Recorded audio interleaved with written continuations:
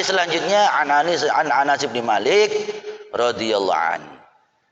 Hadis riwayat dari sahabat Anas bin Malik yang beliau mengatakan, riwayat Kanjeng Nabi, qala jaa arabiyyun fabala fi taifatil masjid fajarzarun nas. Datang suatu ketika seorang Arabi. Arabi ini adalah sukanul bawadi. Arabi ini diidentifikasi sebagai orang desa, orang perkampungan. Misalnya ngoten nggih cara saniki. Dia datang ke dalam masjid, fabala fi dhaifatil masjid, ternyata dia tiba-tiba pipis ngoyo di sekitaran masjid atau di pojok masjid. Wah, ketika disaksikan oleh sahabat yang lain gregeten. Ya opo sih wong ki ya deh. Ngoyo kok nang kene masjid. Tapi apa yang dilakukan Nabi? Fazajarun nas fanahumullahu Rasulullah sallallahu alaihi. Ketika melihat itu para sahabat tidak terima, ini sholat keuyui. Tapi Nabi mencegahnya. Jangan kau marahi, biar dia menyelesaikan kencingnya. Tapi jenengan ketika memahami hadis ini, wong kok iso nguyu nang kene masjid. Cara saniki sak goblok-goblok iki wong mboten bakal nguyu nang kene masjid, kecuali kayak cerita yang kemarin cerita tentang Mbak Ut yang nguyu teng masjid, karena mungkin khariqul adah, ya, sebagai seorang wali yang lebih ngerti nggih, itu lain lah ceritanya. Lah, membayangkan masjid yang di situ orang duwe wong Badui itu kencing, nggih mboten kados ngeten niki masjid biyen niku. Miniatur masjid kalau jenengan searching teng Google ini kan, oh ini Nabi, masjidnya zaman Nabi itu enggak kayak gini, ada keramiknya, ada granitnya nggih mboten serupa tanah ngoten mawon. Nah, kemudian pembatasnya pun tidak seperti saat ini, tembok-tembok gini, boleh jadi labin itu ya mungkin pasir yang dikeraskan, atau mungkin kayak pelapa kurma sebagai pembatas seperti kita mungkin di kebun-kebun itu cukup batasi dengan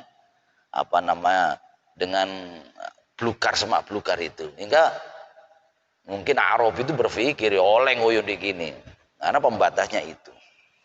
Maka ini juga jangan dipahami bahwa masjid itu berarti kudu kayak Kanjeng Nabi.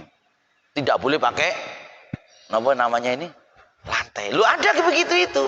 Ini ada namanya pokoknya adalah di daerah Tambak Sawawaru itu. Kalau sholat enggak begini, enggak mau, enggak mengatakan enggak sah, karena sunnah Rasul enggak, sholatnya Nabi enggak di lantai. Ini bukan orang bodoh itu yang begitu itu, orang cerdas. Cerdas luar biasa, alumni langitan dulunya, tetapi ya itu tadi pasca mondok di di Mekah. Ini pahamnya seperti Mekah juga enggak amat gitu. Mekah, Masjidil Haram, Masjid Nabawi juga pakai jenengan kan yang sampai ke sana kan malah marmer malahan nggih. Wah, itu mbuh itu. Tapi wong alim. Dia sama pengikutnya enggak mau sholat gini. Berarti dia sediakan kamar yang beralas tanah. Karena ya mungkin salah satunya ini. Kalau nguyuh di, misalnya kalau bahasa Baduy itu kencing di masjidnya berlantai, kan ngembeng. Berarti indikasi kuat bahwa zaman segitunya memang tempat di masjid Nabi ya berupa tanah, hingga kemudian ketika kencing pikiran di Baduy itu air kencingnya tidak akan menggenang, langsung terserap oleh tanah. Lah yang seperti ini ya mungkin ada sebagian saudara kita dia memahami tekstualis. Hingga ketika bagaimana ini sebut Rasul atau tidak, ini nggak bisa hanya bersandarkan daripada sirah nabawiyah, jejak Nabi dan sekitarnya. Karena masih bahan mentah itu. Perlu dikelola. Yang ngelola apa? Makanya ketika kita ngaji fikih hanya berdasarkan hadis, ini masih butuh yang lain, perangkat yang lain, fikih atau usul fikih. Karena hadis Nabi cenderung menjelaskan tentang kondisi riwayat Nabi dan sekitarnya, masih belum menjadi bahan jadi sebagai hukum. Tapi ini menjadi media untuk menggali hukum melalui Al-Quran, hadis itu sumber primernya. Tetapi tidak serta-merta kita telan sebagai hukum. Nanti ada pemahaman para imam itu, enggak ini yang boleh, enggak boleh. Kayak tadi kasusnya, ada yang mengatakan mencampur daripada 7 basuhan di awal dengan debu, ada yang di akhir. Kemudian disimpulkan oleh ahli fikih. Oh, kalau melihat riwayat ini bahwa ada riwayat yang awal, ada riwayat akhir, dan tidak ada kalimat redaksi hadis ataupun Al-Quran yang menyatakan harus di awal hingga tidak sah di awal atau harus di akhir, ikan disimpulkan oh boleh di awal, boleh di akhir. Yang terpenting dalam 7 basuhan itu ada kandungan tanah atau debu. Nah inilah perlunya kita belajar pakai guru. Misalnya jenengan ayo kita kembali Al-Quran hadis. Karena ini sunnah Rasul, hadis sunnah Rasul. Jenengan tentang. Akhirnya dia ditelan mentah-mentah. Dampaknya ya ini tadi akhirnya. Sebagaimana kisah begini. Bahwa Nabi itu ada 2 aspek setidaknya. Aspek kemanusiaan. Ada kitab yang membahas tentang sisi aspek kemanusiaan.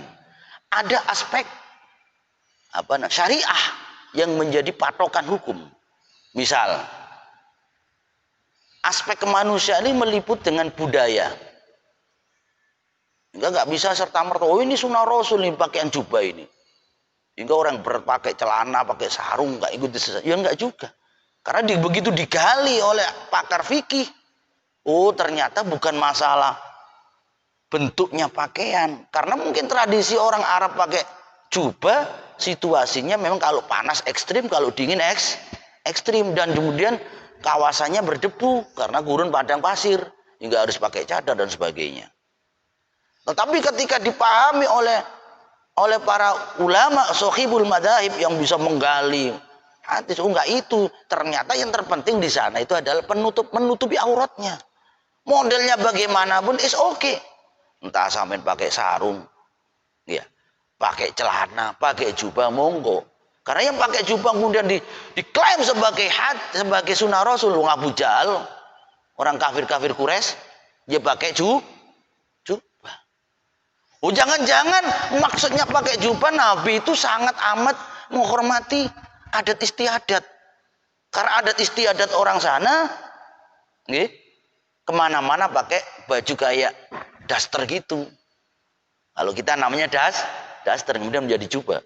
Oh berarti substansinya itu adalah penghormatan terhadap adat atau tradisi. Maka kalau ini yang kita ambil, oh berarti kalaulah tradisi orang Indonesia pakai batik,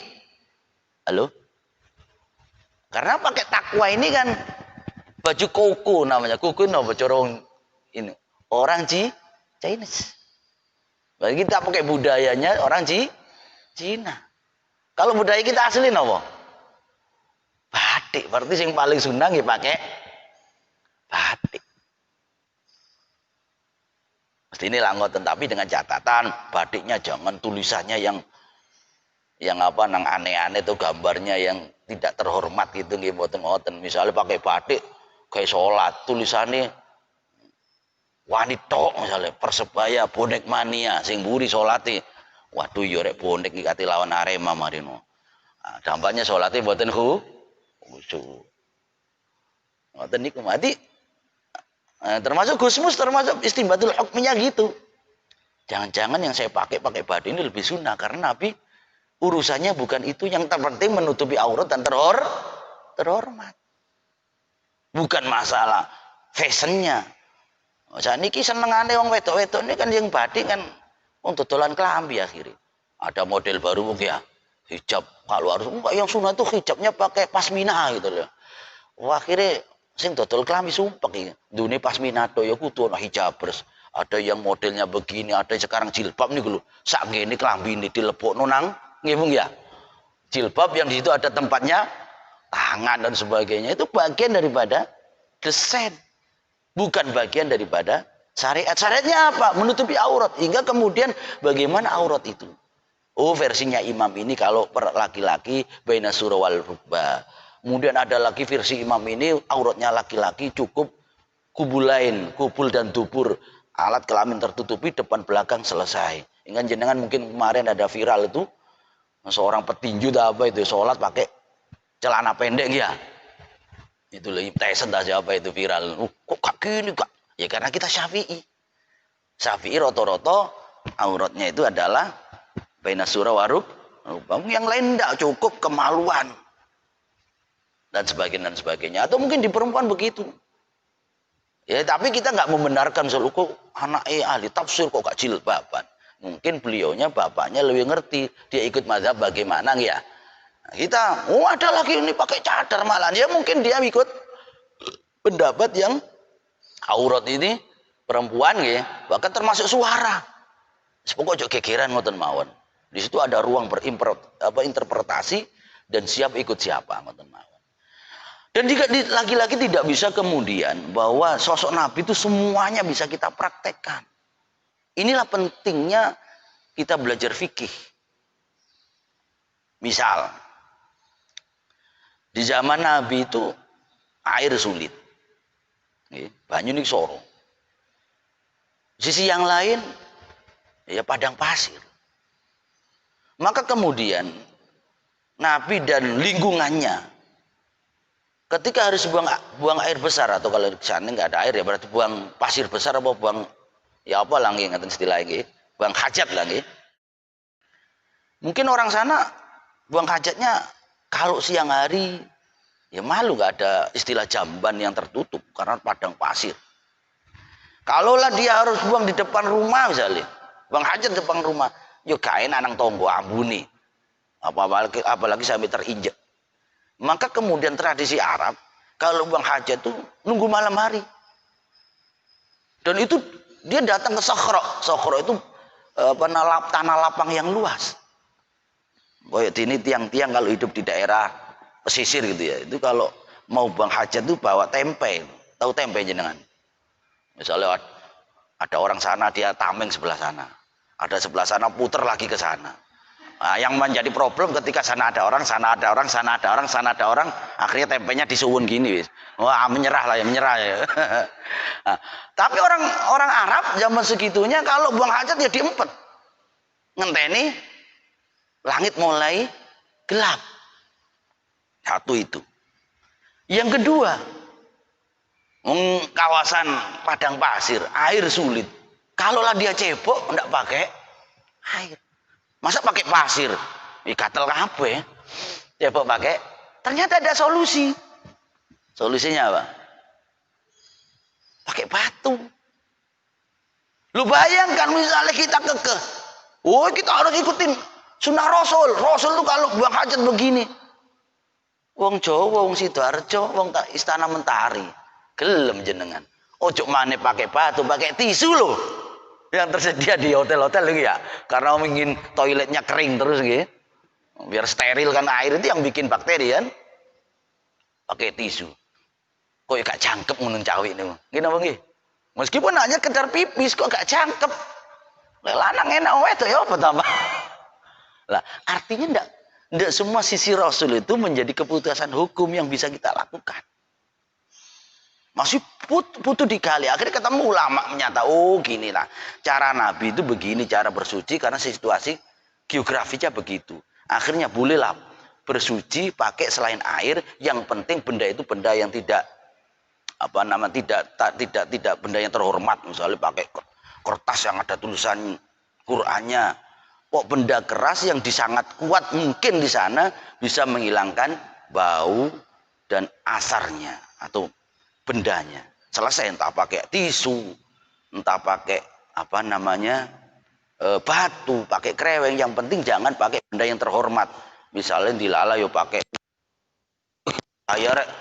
aku sebagai sultan kalau bersuci pakai dolar saya itu. Walah, ada nggak kayak ngeten nih?